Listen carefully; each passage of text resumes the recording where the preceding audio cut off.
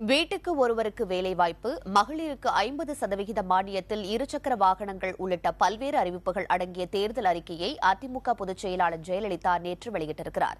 ஈரோடு மாவட்டம் பெருந்துறையில் நடைபெற்ற பரப்புரை கூட்டத்தில் அதிமுகவின் தேர்தல் அறிக்கையை வெளியிட்டு உரையாற்றிய முதலமைச்சர் ஜெயலலிதா, மின்வெட்டு காரணமாக தமிழகத்திலிருந்து தொழிற்சாலைகள் வெளியேறியுள்ளதாக திமுக பொய் பரப்புரை செய்து வருவதாக குற்றம் சாட்டினார்.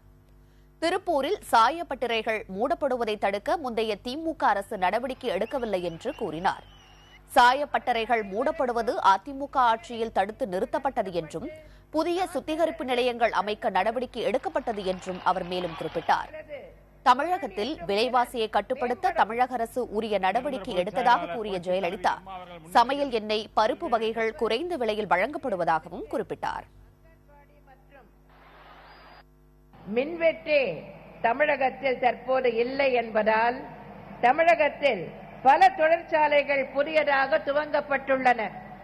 ஆனால் பொய் பிரச்சாரத்தில் கை தேர்ந்துள்ள திரு கருணாநிதியும் திமுகவினரும் தமிழ்நாட்டிலிருந்து தொழிற்சாலைகள் எல்லாம் பிற மாநிலங்களுக்கு சென்றுவிட்டன என பொய் பேசி வருகின்றனர். அதிலும் குறிப்பாக கோயம்புத்தூர் மற்றும் அதை சுற்றியுள்ள மாவட்டங்களிலிருந்து கர்நாடக மாநிலம் சாமராஜநகர் மாவட்டத்திற்கு சென்றுவிட்டதாக தெரிவித்து வருகின்றனர்.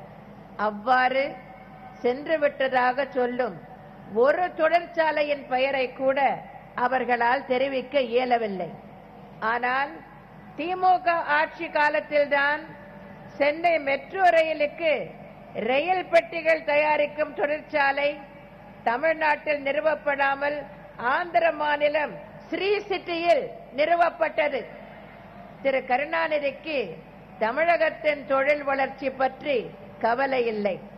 அவர்களது கவலை எல்லாம் குடும்ப தொழில் வளர்ச்சி பற்றிதான்.